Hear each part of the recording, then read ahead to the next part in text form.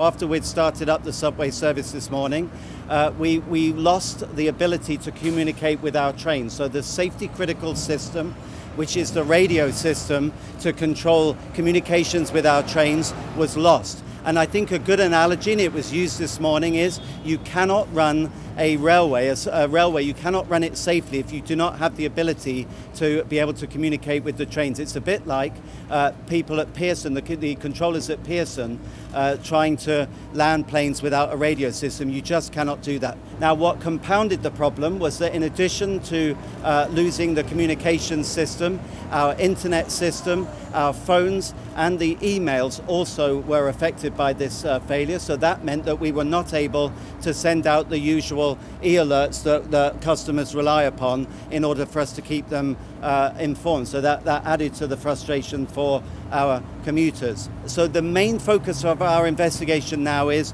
why did that happen? We believe it was a defective circuit board in a transfer switch between the UPSs. Now, we've not had that happen before. The UPS initially did its job, but what we had not been able to anticipate was that the two UPSs, in switching between each other, would effectively drain themselves. That's why we lost power. That's why we lost the ability to communicate with trains, and that's why we had to suspend the service. So there's still a few questions to be answered. The key one for me is what caused that circuit board to fail, because clearly we don't want that to happen again.